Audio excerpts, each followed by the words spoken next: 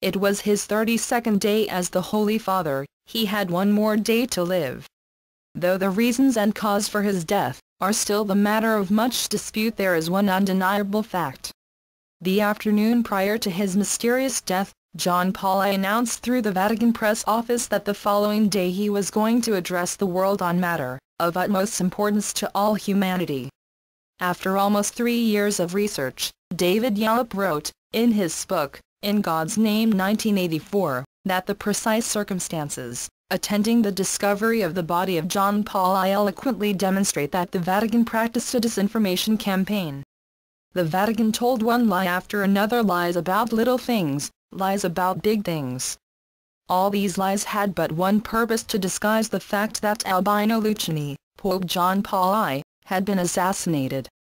Sister Vicenza found the Holy Father dead at approximately 4:45 a.m. on September 29, 1978, and was forced to keep silent by the Secretariat of State, Cardinal Villot, who imposed a vow of silence upon her to cover up the whole affair.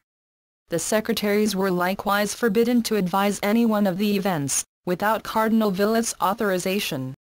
A trustworthy person conveyed to Fr. C's personally that Sister Vicenza had said, "But the world must know the truth."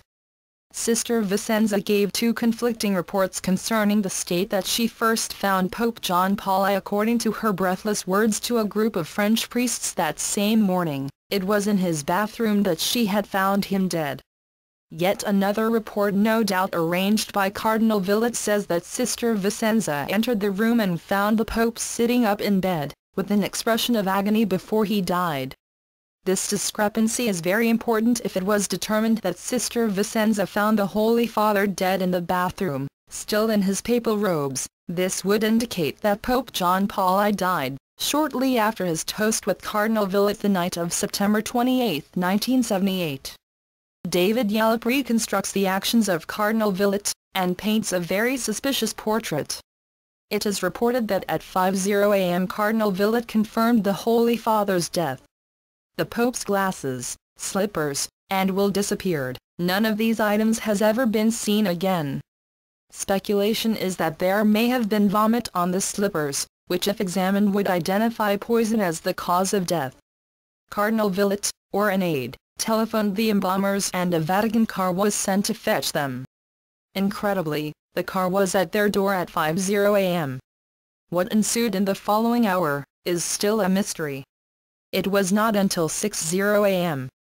that Dr. Buzzanotti, not Professor Fontana, the head of the Vatican Medical Service, arrived and confirmed the death, without drawing up a death certificate. Dr. Buzzanotti attributed the death to acute myocardial infarction, heart attack. At about 6:30 a.m. Villot began to inform the cardinals, an hour and a half after the embalmers had arrived.